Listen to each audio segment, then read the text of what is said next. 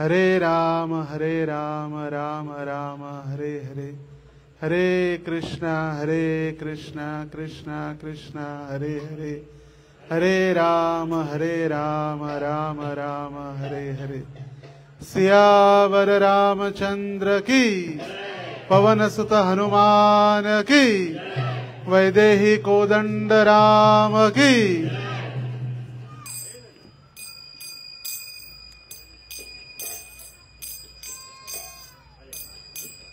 सीताराम जय सीताराम, सीताराम जय सीताराम।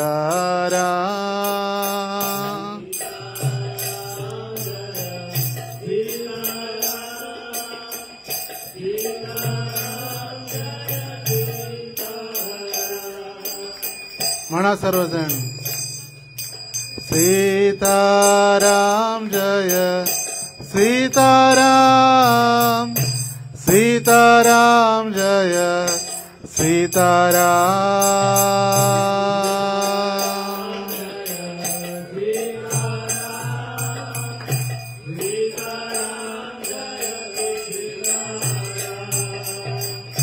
सीताराम जय सीताराम, सीताराम जय सीताराम।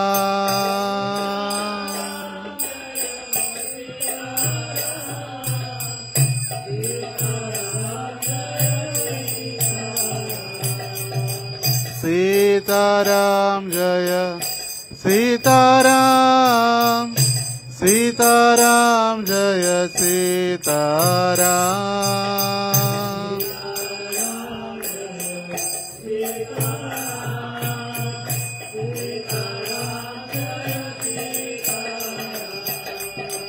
जय लक्ष्मण जय जय हनुमान, जय लक्ष्मण जय जय हनुमान।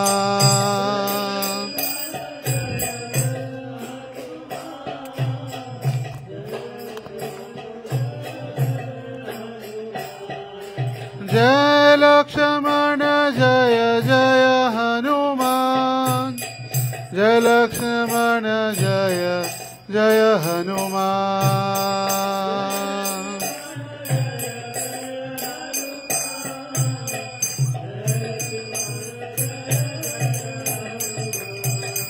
सीताराम जय सीताराम, सीताराम जय सीताराम।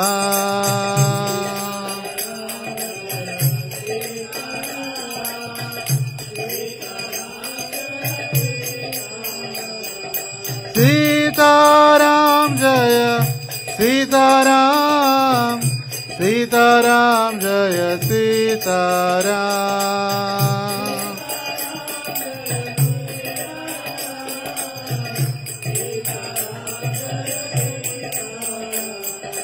जय लक्ष्मण जय जय हनुमान, जय लक्ष्मण जय जय हनुमान।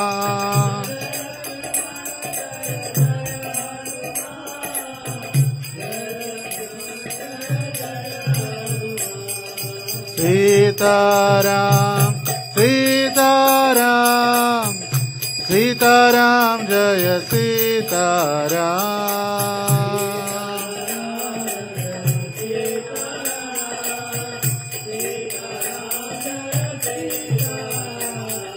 श्री राम जय जय राम, श्री राम जय जय राम।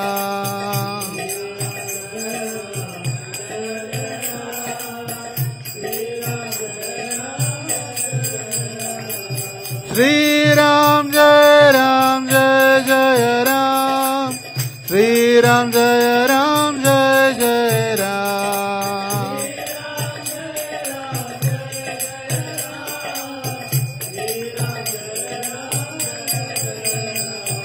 श्री राम जय जय राम, श्री राम जय जय Ram.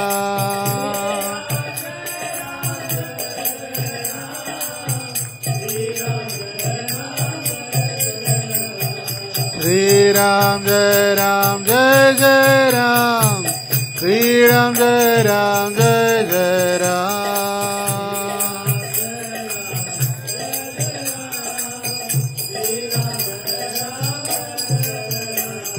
Sri Ram Jai Ram Jai Jai Ram, Sri Ram Jai Ram Jai Jai Ram.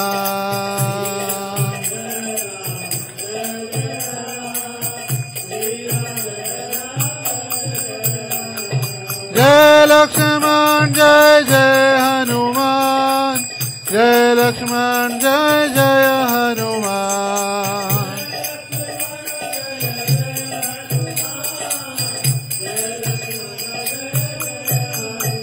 Jai Sita Ram Lakshman Bhakta Hanuman, Sita Ram Lakshman Bhakta Hanuman.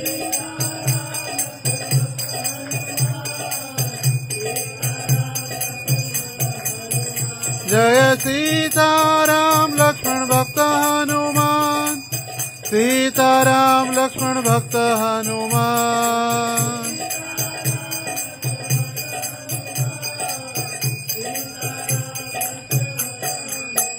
Jai Jai Prabhupada, Prabhupada, Prabhupada, Jaya Jaya Prabhupada.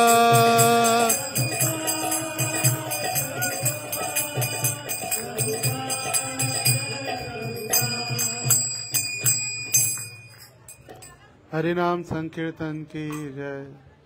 Shri Shri Radha Damodar की जय। श्री श्री सीताराम लक्ष्मण भक्त हनुमान की जय। समवेत गौर भक्त वृंद की जय। निताई गौर प्रेमानंदे हरि हरि बोल।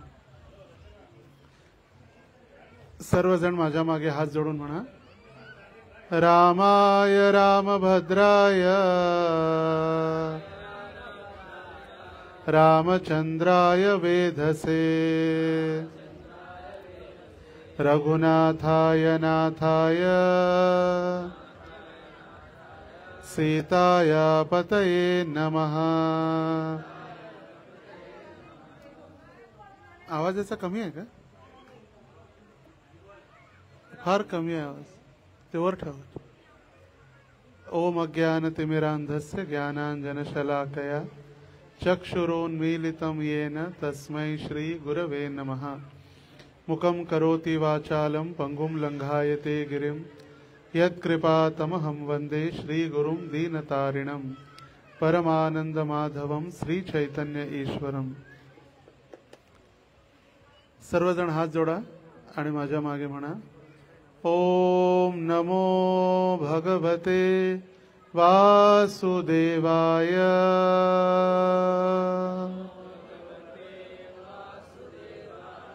ओम नमो भगवते वासुदेवाय।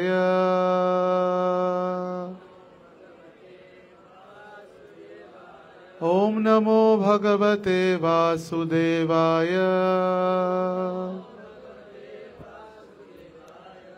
हरे कृष्ण। जय श्री राम, जय श्री राम, जय श्री राम। सियावर रामचंद्र की, पवन सुत हनुमान की, हनुमान जयंती महामहोत्सव की। सर्व भक्तांचं स्वागत आहे। मार्कंडेय चौक या ठिकाणी आजचा जो कार्यक्रम प्रवीण कामूर्ती प्रभू यांनी जो आयोजित केलेला आहे, सीताराम लक्ष्मण भक्त हनुमान, हे सर्वजण आपल्या समोर उपस्थित आहेत। आणि आज विशेष दिवस म्हणजे हनुमान जयंती आहे। हनुमान जयंती पण आहे, आज शनिवार देखील आहे। आणि शनिवारच्या दिवशीच आज हनुमान जयंतीचा उत्सव आपण साजरा करण्यासाठी एकत्रित झालेलो आहोत।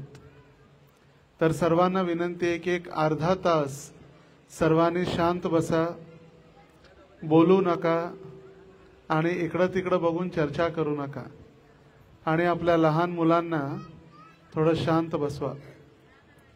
काही भक्त सेवा करू शकतात. पार्थ हरी प्रभू, आपले जे भक्त आहेत पार्थ हरी प्रभू आणि दोघं तिघं होते, सर्वजण आता कुठे जे आहेत, थोडं लहान मुलांना थोडं शांत बसवण्याची सेवा किंवा जबाबदारी घेऊ शकतात. तर जसं आज आपण ऐकलं, हनुमान जयंती जी आहे, हनुमान जयंती म्हणजे प्रभू रामचंद्रांचे मुख्य सेवक हनुमानजींचा आज जन्मोत्सव किंवा हनुमानजींची जयंती. आजच्या दिवशी हनुमानजी या संसारामध्ये प्रकट झाले. आपल्या भगवंतांची सेवा करण्यासाठी, आपल्या प्रभू रामचंद्रांना त्यांच्या लीलेमध्ये आनंद देण्यासाठी हनुमानजी प्रकटले. तर संत तुकाराम महाराज आपल्या बऱ्याच अभंगामध्ये हनुमानजींविषयी ते चर्चा करतात.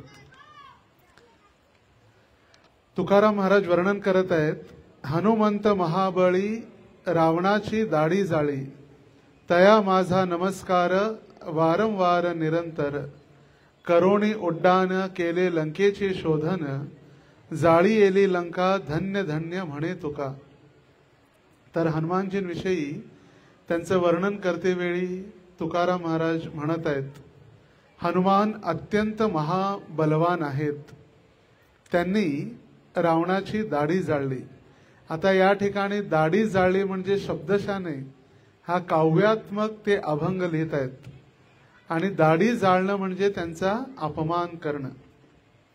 रावणाच्या लंकेमध्ये जाऊन एकटे एक वानराप्रमाणे हनुमानजी असून देखील दशानन रावणाच्या लंकेत घुसून त्यांनी संपूर्ण रावणाची लंका जाळून टाकली, रावणाचा अपमान केला आणि त्यांच्या अहंकाराचा नाश केला.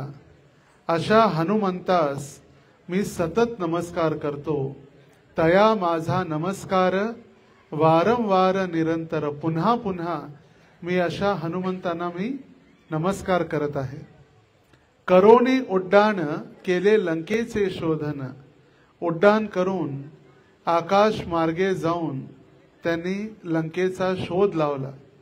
ज्या ठिकाणी रावणानं सीतेचं अपहरण करून अशोक वाटिकेमध्ये सीतेला लपवून ठेवलेलं होतं. आणि सगळ्यात ही महत्वाची जबाबदारी, सगळ्यात महत्वाची सेवा ही हनुमानजींनी केली. आता या ठिकाणी आपल्याला वाटेल की भगवंत होते रामचंद्र, तर भगवंतांना का एका वानराची मदत घ्यावी लागली, किंवा भगवंतांना माहित नव्हतं का ते भगवंत त्यांची लक्ष्मी. आता सीता म्हणजे कोण आहे? साक्षात लक्ष्मी आहे. प्रभू रामचंद्र साक्षात नारायण किंवा विष्णू आहेत. सत्ययुगामध्ये बद्रिक आश्रम किंवा बद्री विशाल म्हणून ते अवतरित झाले. आणि त्या सत्ययुगामध्ये ते हिरण्यकशिपू हिरण्याक्षचा वध करण्यासाठी वराह नरसिंह रूपानं प्रकट झाले. आता तेच भगवंत त्रैता युगामध्ये रामचंद्र म्हणून अवतरित झालेले आहेत. रघुनाथ, दशरथ नंदन आणि कौसल्यानंदन, सीता जीवन, सीतेचे जीवन असणारे प्रभू रामचंद्र या त्रैता युगामध्ये अवतरित झाले. आता जरी ते भगवंत जरी असले तरी एक सर्वसामान्य एका व्यक्तीची भूमिका ते निभावत आहेत. आणि म्हणून एक सर्वसाधारण मनुष्याप्रमाणे कार्य करत असल्यामुळे त्यांचं नाट्यलीला म्हणू शकतो आपण. नाटक चालू आहे भगवंतांचं देखील नाटक. कसं नाटक चालू आहे? एका सर्वसाधारण मनुष्यासारखं, ज्यांच्या पत्नीचं अपहरण झालेलं आहे म्हणून ते दुःखी आहेत आणि आपल्या पत्नीला शोधण्याचा ते प्रयत्न करत आहेत. आता तेच भगवंत प्रत्येकाच्या हृदयामध्ये देखील आहेत, परमात्मा स्वरूप. आणि भगवंतांना आपल्या लीलेमध्ये कोणाचीही आवश्यकता लागत नाही, किंवा त्यांना जाऊन घरोघरी शोधावं लागत नाही कुठं आहे सीता. त्यांना हनुमंत, जांबवान, वानर सेनेची आवश्यकता लागत नाही. पण एक सर्वसाधारण व्यक्तीची भूमिका, एक साधारण मनुष्य बनून ते आलेले आहेत. जसे एका नाट्य लीलेमध्ये कुणी राजा बनतो, कुणी चोर बनतो, कुणी ब्राह्मणाची भूमिका निभावतो. पण त्यांच्या घरच्या व्यक्तींना माहित आहे की हे माझे वडील आहेत, हाच माझा मुलगा आहे. आता राजाची भूमिका तर निभावत आहे, पण घरी आल्यानंतर तेच आमचे पिता आहेत, तेच आमचे बंधू आहेत, तेच आमचे पती आहेत. पण नाटकामध्ये पण भगवंत इतकं सुंदर नाटक करतात, त्यावेळी त्यांना ओळखणं देखील कठीण होऊन जातं. सगळ्यांना वाटतं अरे हे भगवंत असून असे रडणारे काय आहेत, त्यांच्या पत्नीचं अपहरण झालं म्हणून दुखी काय आहेत. तर अशा भगवंतांना, अशा नारायणांना सर्व देवी देवता प्रार्थना करतात की हे भगवंता, आपण प्रत्येक युगायुगामध्ये अवतरित होऊन धर्माचं रक्षण करता, असुरांचा वध करता आणि अशा असुरिक प्रवृत्तीचा वध करणाऱ्यांसाठी, त्या असुरांचा वध करण्यासाठी आपण प्रत्येक युगायुगामध्ये अवतरित व्हा. आणि भगवंतांनी देखील सांगितले, परित्राणाय साधूनाम विनाशाय च दुष्कृताम धर्म संस्थापनार्थाय संभवामी युगे युगे. मी प्रत्येक युगायुगात अवतरित होतो. कशासाठी? परित्राणाय साधूनाम, साधूंचं रक्षण करण्यासाठी, असुरांचा वध करण्यासाठी आणि धर्माची स्थापना करण्यासाठी. तर प्रश्न पडेल की भगवंतांना काय यावं लागतं? भगवंत तर कोणालाही पाठवले असते. इतके सगळे एजंट आहेत, इतके सगळे भगवंतांचे सेवक आहेत, देवी देवता आहेत. मग कधी कधी प्रश्न पडतो की भगवंतांनाच काय यावं लागतं? आणि असाच प्रश्न भारताचे मोगल सम्राट अकबरला सुद्धा प्रश्न पडलेला. आणि अकबरने बिरबलाला विचारलं, म्हटलं हे बिरबल, तुमच्या देवाला स्वतः का यावं लागते? का त्यांच्याजवळ कोणी नाही का? कोणी मदत करण्यासाठी कोणी नाही का? त्यांचे सैनिक किंवा त्यांचे सेवेकरी कोणी नाही आहेत का? तुम्ही म्हणता माझे भगवंत प्रत्येक वेळी अवतरित होतात भक्तांचं रक्षण करण्यासाठी, धर्माची स्थापना करण्यासाठी, असुरांचा वध करण्यासाठी का? आणि त्यावेळी बिरबल म्हणाले, हे राजन, मी वेळ आल्यानंतर याचं उत्तर तुम्हाला निश्चित देईन. आता माझ्याजवळ याचं उत्तर नाही, पण मी वेळ आल्यानंतर तुम्हाला उत्तर याचं देईन. आणि बिरबलानं ध्यानपूर्वक ऐका, बिरबलानं एक योजना केली, एक युक्ती. आणि बिरबलानं सांगितलं, हे राजा अकबर, आपण काय करू, बोटीमधून बसून नौका विहार करायला जाऊ. बोटिंग आपण जातो ना तलावामध्ये, नदीमध्ये, समुद्रामध्ये बोटिंग करण्यासाठी. तर म्हटलं आज आपण बोटिंगला जाणार आहे, तर काय करा, तुमची पत्नी, तुमचं लहान बाळ, तुमचे सेवेकरी सगळ्यांना घेऊन जाऊ आपण आणि बोटिंगला जाऊ, नौका विहार करण्यासाठी. आणि बोटीतून ज्यावेळी ते चाललेले होते, त्यावेळी बोटीमध्ये अकबर, अकबरची पत्नी, अकबरचं बाळ, अकबरचे सिक्युरिटी गार्ड आणि बिरबल एका बोटीत बसलेले होते. बोट जेव्हा मधोमध पोचली पाण्याच्या, ज्या ठिकाणी पाणी खोल असतं त्या ठिकाणी, आणि मधोमध पोचल्यानंतर बिरबलाने त्या अकबरच्या बाळाला घेतलं आणि पाण्यात टाकून दिलं. पाण्यात टाकल्याबरोबर अकबर एक क्षणाचाही विचार न करता लगेच त्यानं पाण्यात उडी मारली आणि आपल्या बाळाला बाहेर काढलं. आणि बाहेर काढल्याबरोबर त्याने सांगितलं सैनिकांना की हा मूर्ख आहे बिरबल, आणि बिरबलाची बुद्धी भ्रष्ट झालेली आहे, त्यांनी माझ्या बाळाला पाण्यात टाकलं, याला काय करा, मृत्यूदंड द्या. आणि त्यावेळी बिरबलाने सांगितलं, राजन, हे तुमच्या प्रश्नाचं उत्तर आहे. म्हटले तुम्ही विचारलेलं की तुमचे भगवंत काय येतात, त्याचे उत्तर आहे. म्हटले कळालं नाही, काय सांग. म्हटले मी तुमच्या जेव्हा बाळाला टाकलं तेव्हा तुमचा सेनापती मी स्वतः उपस्थित होतो, तुमचे अंगरक्षक, सिक्युरिटी, बॉडीगार्ड्स उपस्थित होते. तुम्ही त्यांना सांगितलं असतं जा आणि पाण्यात उडी मारून माझ्या बाळाला वाचवा, का नाही सांगितलं? त्यावेळी अकबर म्हणाले की माझा मुलगा आहे आणि म्हणून माझं कर्तव्य आहे माझ्या मुलाचं रक्षण करणं. आणि त्यावेळी बिरबल म्हणाले, तसंच आम्ही सर्वजण भगवंतांचे मुलं आहोत आणि भगवंत प्रत्येक जीवाला आपलं मूल समजत असल्यामुळे त्या प्रत्येक जीवाचं रक्षण करण्यासाठी स्वतः भगवंत अवतरित होतात. परित्राणाय साधूनाम विनाशाय च दुष्कृताम.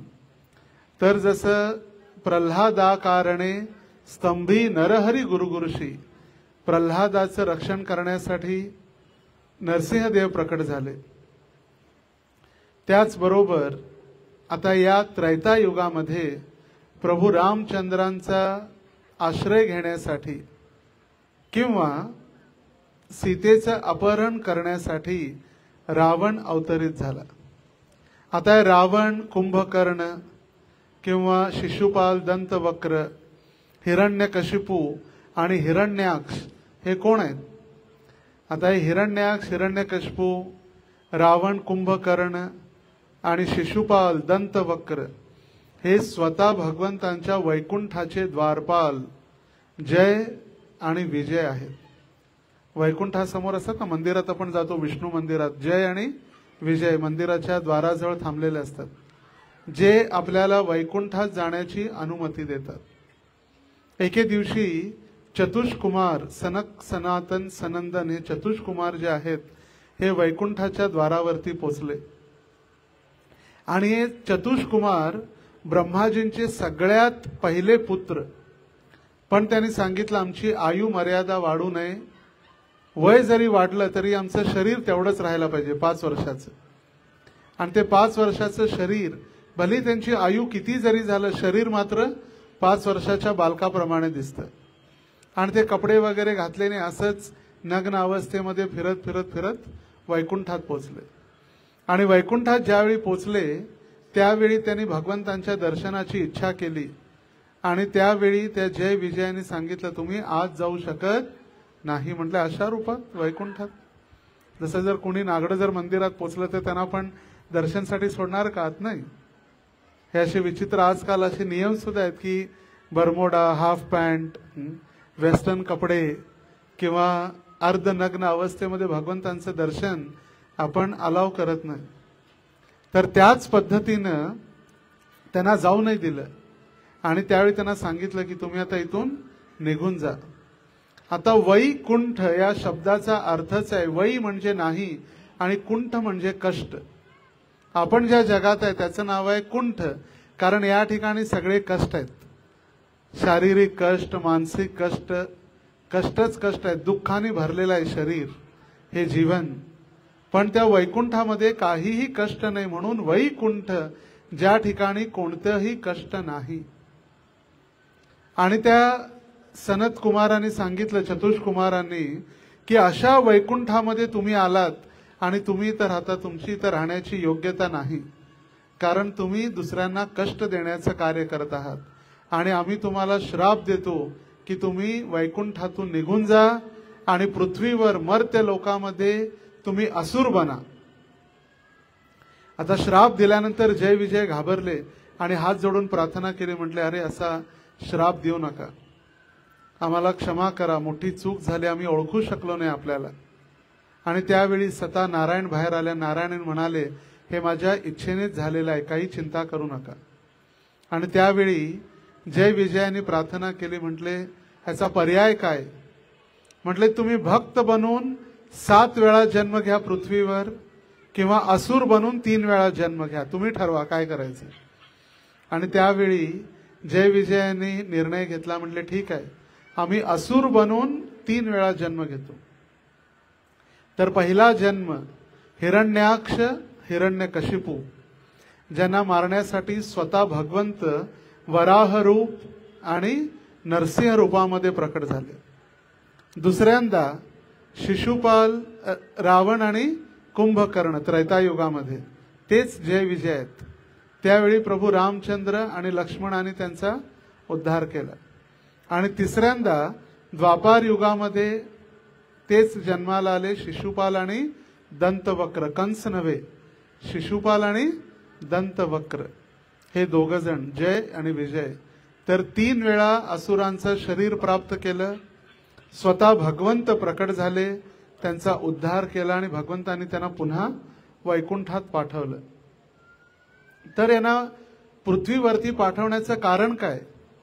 तर कारण सांगितलेलं आहे की भगवंत बराच काळ वैकुंठात आनंदात होते आणि वैकुंठामध्ये भगवंतांनी आपल्या शक्तीचा उपयोग झाला नाही. तर त्या शक्तीचा उपयोग करण्यासाठी, वीर रसाचं आस्वादन करण्यासाठी भगवंतांनी त्यांना पृथ्वीवर पाठवलं. आता जर भगवंतांनी कुस्ती करायची म्हटली तर आपल्याला फुकलं तरी आपण किती दूर पडून जाणार आपल्याला माहित नाही. पण भगवंतांनी आपल्या बरोबरीच्या त्या लोकांना पृथ्वीवरती पाठवलं आपल्यावर कुस्ती करण्यासाठी किंवा आपल्या शक्तीचा आदान प्रदान, आपल्या शक्तीचा उपयोग करण्यासाठी, वीर रसाचं आस्वादन करण्यासाठी. तर अशा प्रभू रामचंद्रांची लक्ष्मी म्हणजे सीता, त्या सीतेचा शोध करण्यासाठी उड्डाण करून आकाश मार्गाने हनुमानाने लंकेचा शोध लावला. त्यांनी लंका जाळून टाकली. धन्य धन्य असे तुकाराम महाराज म्हणतात. म्हणजेच हनुमानाच्या त्या महापराक्रमास त्यांनी गौरवान्वित केलेलं आहे. किती मोठं कार्य भगवंतांच्या लीलेमध्ये. आता ही वानर सेना आहे, हनुमानजी आहेत, जांबवान आहेत, ते कोणी साधारण माकडं नाही आहेत. हे सर्व देवी देवता आहेत. ज्यावेळी पृथ्वीवरती अधर्म वाढतो, धर्म नष्ट होतो, आसुरिक प्रवृत्तीचे लोक वाढतात, राक्षस प्रवृत्तीचे लोक वाढतात, त्यावेळी पृथ्वीला सहनीय होत नाही, असहनीय होते पृथ्वी आणि दुःखी अवस्थेमध्ये ब्रह्माजींजवळ जाते. आणि ती पृथ्वी गायीचं स्वरूप धारण करून ज्यावेळी ब्रह्माजीजवळ पोचते तर ब्रह्माजी सर्व देवी देवता कुठं पोचतात? क्षीरसागराच्या तटावरती. क्षीर म्हणजे दुधाचा समुद्र आहे वैकुंठाजवळ. आणि त्या ठिकाणी पोचल्यानंतर ते प्रार्थना करतात, पुरुष सूक्त प्रार्थना. सहस्त्र शीर्षा पुरुषः सहस्त्राक्षात् सहस्त्रपात सभूमिं विश्वतो वृत्वा अत्यतिष्ठः दशांगुलम. भगवंता, आपण सहस्त्र बाहू, सहस्त्र नेत्र असे भगवंत आहात. आमच्यावरती कृपा करा. या पृथ्वीची असहनीय अशी परिस्थिती, जी दुखी पृथ्वी आहे, तिला तुम्ही सांभाळा. आपण अवतार घ्या. आणि त्यावेळी भगवंतांनी सांगितलं, मी अवतार घेण्यासाठी तयार आहे, पण तुम्ही सर्व देवी देवता मला मदत करण्यासाठी वानर सेना म्हणून अवतरित व्हा. सर्व देवी देवता स्वर्गातून वानर सेनेमध्ये भगवंतांना मदत करण्यासाठी या पृथ्वीवरती आले. आणि त्या वानर सेनेचे मुख्य जर कोण असतील तर ते कोण आहेत? हनुमानजी आहेत. तुकाराम महाराज म्हणतात, हनुमंताचा अद्भुत पराक्रमाचे वर्णन करतेवेळी रावणाच्या अहंकाराचा नाश, सीतेचा शोध, लंकेचे दहन या कार्यासाठी ते पुन्हा पुन्हा जाळीली लंका धन्य धन्य म्हणे तुका, आणि धन्य धन्य म्हणत वारंवार ते नमस्कार करत हनुमानजींना. पुढे हनुमानजींची प्रार्थना करतेवेळी तुकाराम महाराज म्हणत आहेत, धन्य अंजनीच्या सुता नाव त्याचे हनुमंत, याने सीता शोध केली रामे सीता भेटविली, द्रोणगिरी तो आणियेला लक्ष्मण वाचविला, ऐसा मारुती उपकारी तुका लोळे चरणावरी. धन्य धन्य अंजनीच्या सुता. अंजनीच्या सुता म्हणजे अंजनीचा पुत्र. हनुमानजी कुणाचे पुत्र आहेत? अंजनीचे पुत्र. अंजनीच्या सुता तुला रामाचं वरदान, एक मुखानं बोला जय जय हनुमान. रामाचं वरदान प्राप्त झालेले अंजनीचे पुत्र. नाव त्याचे हनुमंत. हनुमंत नाव का पडलं आपण ऐकणार. हनुमंत म्हणजे काय? याने सीता शोध केली. सीतेचा याने शोध केला. रामे सीता भेटविली. आणि सीतेचा शोध करून पुन्हा रामाला ती सीता त्याने भेटवून दिली. द्रोणगिरी तो आणि येला. ज्यावेळी लक्ष्मण आजारी पडले आणि मूर्छित झाले त्यावेळी संजीवनी वटी किंवा संजीवनी नावाचं औषध द्रोणगिरी पर्वतावर होतं. आणि हनुमानजींना सांगितलं तुम्ही संजीवनी बुटी घेऊन या. तर हनुमानजींना कळालं नाही. हनुमानजींनी पूर्ण पर्वतच उचलून आणला. म्हणजे कुठलं औषध घ्यायचं आहे ते घ्या. जसं आता परीक्षेचे दिवस चालू झाले मार्च अँड एप्रिलमध्ये, तर मंदिरामध्ये मुलांची संख्या जास्त होते. देवा मला पास कर. अरे वेड्या अभ्यास कर. अभ्यास केल्याशिवाय कोणी पास होत नाही. तर दररोज एक मुलगा येऊन भगवंतांची प्रार्थना करत होता. आणि त्या प्रार्थना करते वेळी त्या मुलाला विचारलं पुजाऱ्यानं, म्हटले दररोज येऊन काय देवाजवळ मागतो. म्हटले प्रार्थना वगैरे मला काय येत नाही. मी त्यांना ABCD म्हणून दाखवतो. ABCD पूर्ण Z पर्यंत म्हणून दाखवतो. आणि म्हणतो तुम्हाला जी प्रार्थना करायची आहे त्याच्यातून तुम्ही तयार करून स्वीकार करा. मी काय करतो ABCD म्हणतो फक्त. त्याच पद्धतीनं हनुमानजींनी तो द्रोणगिरी पर्वत आणून संजीवनी वटी लक्ष्मणासाठी आणली आणि लक्ष्मण वाचविला. ऐसा मारुती उपकारी. असे जे मारुती आहेत सर्वांवर उपकार करणारे आहेत. तुका लोळे चरणावरी. आणि अशा हनुमानजींच्या चरणी तुकाराम काय करत आहेत, लोळत आहेत, आश्रय घेत आहेत. तर एक दिवस आपल्या जवळच पंढरपूरहून आपण जेव्हा पुण्याला जातो फलटण मार्गे, तर माळशिरस म्हणून एक गाव आहे. आपण ऐकलं नाव माळशिरस. तर त्या माळशिरस गावामध्ये एक मंदिर आहे, हनुमानजींचं मंदिर. आणि त्या हनुमानजींची विशेषता आहे, हनुमानजी झोपलेले आहेत, उभे उभे असे झोपलेले आहेत, थोडेसे क्रॉस होऊन झोपलेले आहेत, मान अशी खाली टाकून. तर काय कारण आहे, तर एक दिवस तुकाराम महाराज त्या मंदिरात कीर्तन करत होते. आणि कीर्तन करते वेळी इतकी रात्र झाली, जसं आता प्रवचन चालू आहे, 8:15 वाजलेत. त्यांना कीर्तनामध्ये वेळच कळाली नाही. मध्यरात्र होऊन गेली आणि मध्यरात्री रात्री 12-1 वाजत गेले. आणि सगळे हळूहळू हळू उठून निघून गेले झोप आल्यानंतर. तर एकच वारकरी तिथं बसलेला होता, भक्त. तर त्याला तुकाराम महाराजांनी विचारलं, म्हटले अरे सगळे निघून गेले, तुम्ही का बसलाय. म्हटले माझं जे घोंगडा आहे त्याच्यावर तुमचा पाय आहे, माझी जी चादर आहे त्याच्यावरती तुमचा पाय आहे. म्हटलं अरे क्षमा करण. मागे सरकल्यानंतर ती चादर घेऊन तो सुद्धा निघून गेला. आता पूर्ण कार्यक्रम टेम्पल हॉल अगदी रिकामी, कुणीच नाही हॉलमध्ये. एकटे म्हणता सगळे निघून गेले, रात्र उशिरा झालेली आहे, सगळे झोपी गेलेले आहेत, तुम्ही पण आता झोपी जा. आणि त्यावेळी त्यांनी डोळे बंद करून झोपल्याने आजही ते विग्रह झोपलेले आहेत हनुमानजींचे.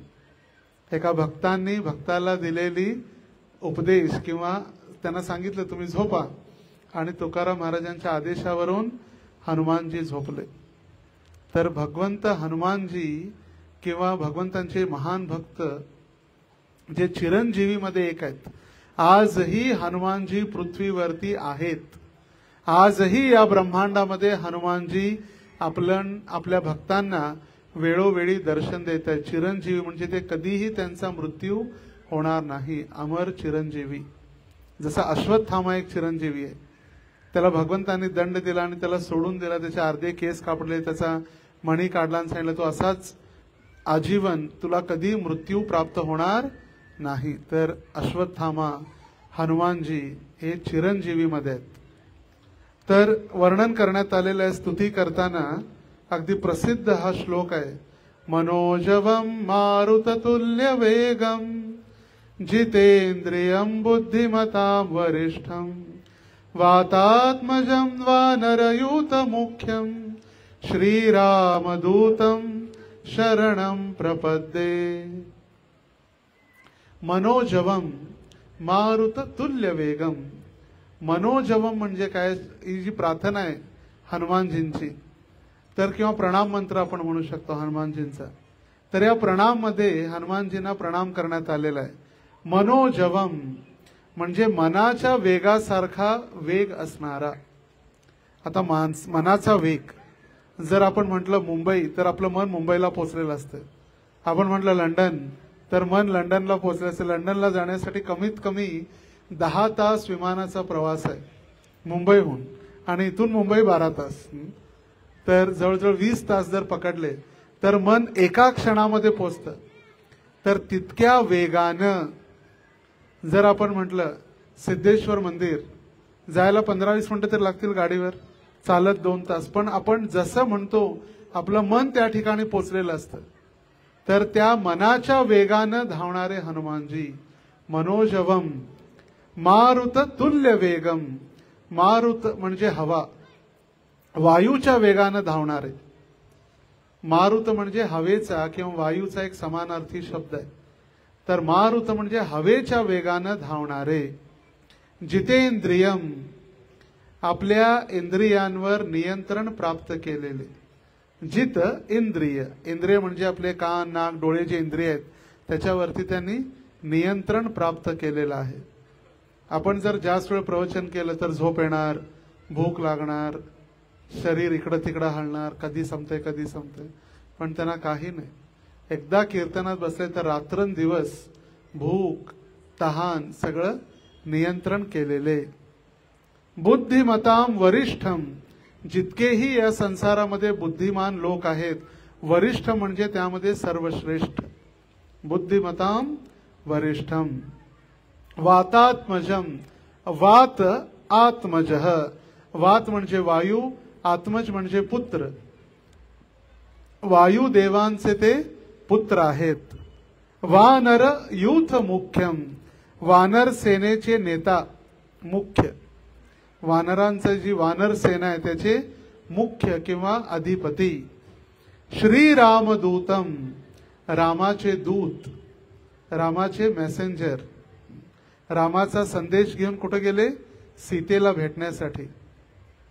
आता सीतेला ते घेऊन आले असते आणि सीतेमध्ये सुद्धा इतकी शक्ती होती की सीता देखील रावणाचा वध आनंदाने अगदी आरामात करू शकले असते. रामायणामध्ये वर्णन आहे ज्यावेळी सीता 5 दिवसाची होती, किती क्षमा करा 5 वर्षाची, 5 वर्षाची ज्यावेळी सीता होती त्यावेळी ती सीता शिवधनुष्य उचलायची आणि ते शिवधनुष्य उचलण्यासाठी दशरथ महाराज किंवा जनक महाराजांच्या सभेमध्ये 8000 बॉडी बिल्डर लागायचे. किती? 8000. 8000 शक्तिशाली पुरुष, ते पण तो शिवधनुष्य उचलायचे, 2 पाऊल पुढे जायचे, जमिनीवर ठेवायचे, थकून जायचे, इतका वजन होता. आणि तो धनुष्य सीता माता उचलायची 5 वर्षाची असताना. आणि उपयोग कशासाठी? झाडावरती फुलं काढण्यासाठी. तो धनुष्य घेऊन जायची, झाड खाली घ्यायची, फुलं काढायची आपल्या मैत्रिणींसोबत. तर त्यावेळी काही सैनिकांनी आणि सेनापतींनी जाऊन सांगितलं जनक महाराजांना. जनक महाराजांना आश्चर्य वाटलं, म्हणजे तुमचं डोकं बिकं फिरलंय का? 8000 लोक उचलू शकत नाहीत आणि 5 वर्षाची सीता काय उचलणार आहे? आणि त्यावेळी स्वतः जेव्हा पाहिलं जनक महाराजांनी, त्या दिवशीपासून ते आनंदित पण झाले, पण त्यांना चिंता पण लागली. चिंता कसली लागली? म्हटले आता ही मोठी झाल्यावर हिचा विवाह कोण करणार? इतकी शक्ती हिच्यामध्ये आहे, जर कुणाला जर हिने मिठी मारली तरी तो माणूस तुटून जाईल, जर गळामध्ये गळा पकडली तर तो माणूस मरून जाईल. कोण लग्न कोण करणार हिच्यासोबत? इतकी शक्तिशाली ही सीता आहे. आणि प्रभू रामचंद्रांनी तो धनुष्यावर प्रत्यंचा चढवायला जाऊन सीतेला प्राप्त केलं. त्यावेळी प्रभू रामचंद्र 12 वर्षाचे होते आणि सीता माता 6 वर्षाची होती. आणि प्रभू रामचंद्र उंच होते आणि सीता माता 6 वर्षाची होती, थोडी छोटी होती. आणि तिला वरमाला घालायसाठी आपला हात पुरत नव्हता, उंची पुरत नव्हती. मग त्यावेळी लक्ष्मणाला दया आली. आता भरपूर वेळ झाला, हार घालायला भगवंत वाकत नव्हते आणि सीता माता तर पोचू शकत नव्हती. तर प्रभू लक्ष्मण प्रभू रामचंद्रांच्या चरण स्पर्श करण्यासाठी गेले. चरण स्पर्श केला. प्रभू रामचंद्र आशीर्वाद देण्यासाठी वाकले आणि सीतेने त्यांना हार घातला. सियावर रामचंद्र की. आणि त्यालाच म्हटलेलं आहे वरमाला. आपल्या प्रभूंना तिने माला अर्पण केली. तर या ठिकाणी वर्णन आहे, जो मनाच्या वेगासारखा वेगवान आहे, वायूसारखा गतिमान आहे, इंद्रियांवर विजय मिळवलेला आहे, सर्व बुद्धिमानांमध्ये श्रेष्ठ आहे, जो वायूचा पुत्र आहे, वानरांच्या सैन्याचा नेता आहे आणि जो रामचंद्रांचा दूत आहे, अशा हनुमंतांना मी शरण जातो आणि अशा हनुमंतांना माझा नमस्कार आहे. तर वाल्मिकी रामायणात वर्णन आहे की त्यांचे वडील केसरी हे कर्नाटकातील सध्याचे जे विजयनगर आहे, विजयनगर जिल्ह्यातील हंपी या ठिकाणी किष्किंधा राज्याजवळील सुमेरू नावाच्या प्रदेशाचे राजा बृहस्पती यांचे पुत्र होते. अंजनी आणि केसरी, अंजनी माता, केसरी नंदन. आपल्यापैकी कोणी गेले का किष्किंधा हंपी यात्रेला? त्या ठिकाणी अंजनाद्री पर्वत आहे आणि पर्वतावर चढून जर आपण गेलं तर त्या ठिकाणी हनुमानजींचं जन्मस्थान आहे, किष्किंधा हंपी जवळ. आणि एकनाथजी, जे संत एकनाथ आहेत, महाराष्ट्राचे संत एकनाथ पैठणचे, त्यांनी आपल्या भावार्थ रामायणात म्हटलेलं आहे की ज्यावेळी अयोध्येचे राजा दशरथांनी आपल्या पत्नींना पुत्र प्राप्तीसाठी पुत्र कामेष्ठी यज्ञ केला, यज्ञ झाल्यानंतर गुरुदेवांनी प्रसाद म्हणून त्यांना खीर अर्पण केली दशरथ महाराजांना. ती खीर त्यांनी 3 भागात वाटली, कौसल्या नंतर कैकेयी, आणि त्यांना खीर दिल्यानंतर ती खीर जी तिन्ही राण्यांना वाटल्यानंतर जी थोडी खीर होती ती खीर एका पक्षीनं उडून घेऊन गेली. आणि तो पक्षी खीर उडून घेऊन जाते वेळी तो पक्षी एका ठिकाणी पोचला ज्या ठिकाणी अंजनी 12 वर्षापासून तपस्या करत होती पुत्र प्राप्तीसाठी.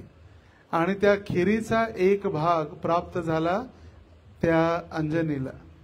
आणि अंजनीला खिरीचा भाग प्राप्त झाल्यामुळे त्या खिरीपासून अंजनीला जे पुत्र झाले, अंजनी सुत हनुमान. पुत्र प्राप्त झाला आजच्या दिवशी, पौर्णिमेच्या दिवशी, चैत्र पौर्णिमा, म्हणून आज आपण हनुमान जयंती उत्सव साजरा करतो. तर हा सूर्याप्रमाणे तेजस्वी सुमेरू पर्वतावर केसरी नावाचा राजा राज्य होतं. त्यावेळी त्यांची पत्नी अंजना फार सुंदर होती. एकदा अंजना शुद्ध स्नान करून सुंदर वस्त्रालंकारांनी सजली होती. त्याच वेळी वायुदेव तिच्या कर्णात प्रवेश करून म्हणाले, तुला सूर्य, अग्नी आणि सुवर्णासारखा तेजस्वी, वेदांचा जाणकार, सर्वत्र पूजनीय आणि महाबली पुत्र होईल. आणि तिच्या जसं कानात सांगितलं त्याचप्रमाणे हनुमानजींचा जन्म झाला. हनुमानजींचा जन्म झाल्यानंतर सूर्योदयाच्या 2 प्रहरानंतर, म्हणजे पहाटे सकाळी 8च्या आसपास 2 प्रहर झाल्यानंतर, तर ज्यावेळी त्यांना भूक लागली, आई फळं आणायसाठी गेलेली आणि त्यांना वाटलं सूर्य जो उगवता सूर्य आहे तोच एक फळ आहे. आणि त्या सूर्यारूपी फळाला खाण्यासाठी त्यांनी भर घेतली. आणि त्या दिवशी आकाशात भर घेतल्यानं त्या दिवशी अमावस्या होती आणि ग्रहण देखील होतं.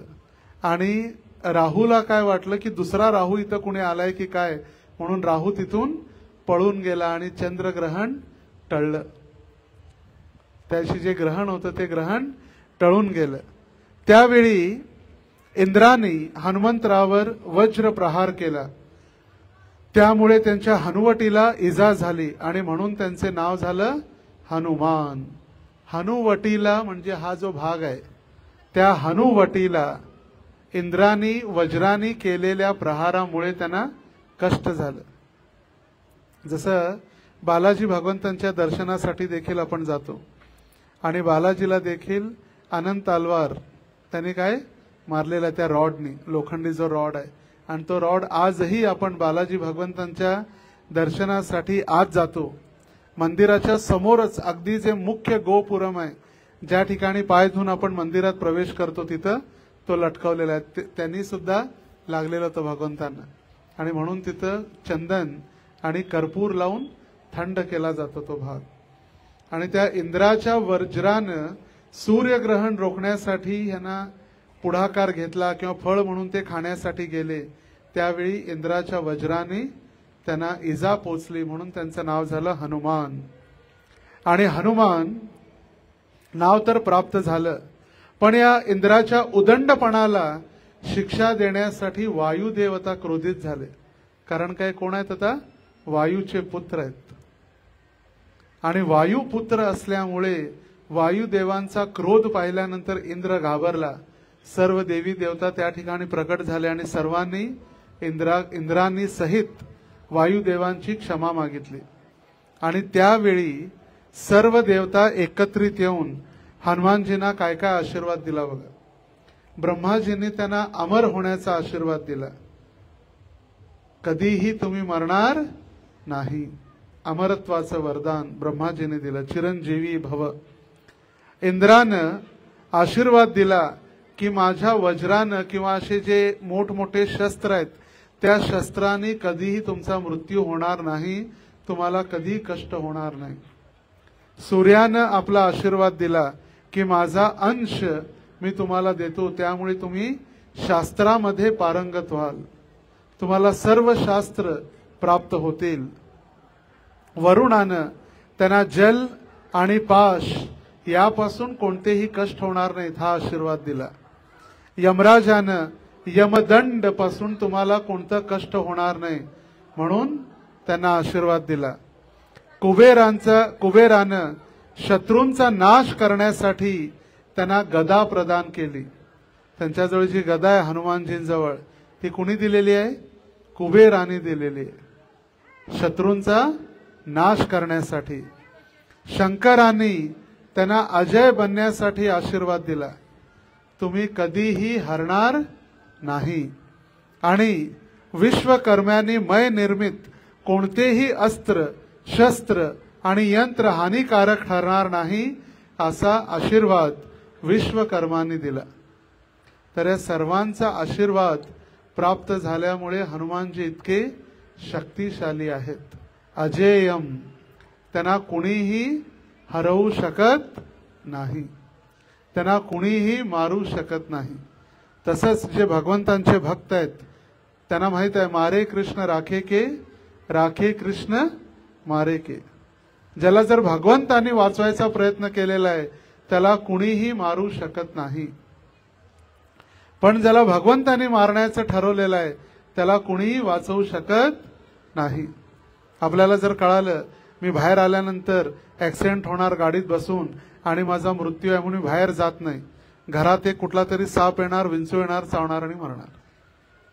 ज्याला ठरवलेलं आहे भगवंतांनी मारण्याचं त्याला कुणीही वाचवू शकत नाही.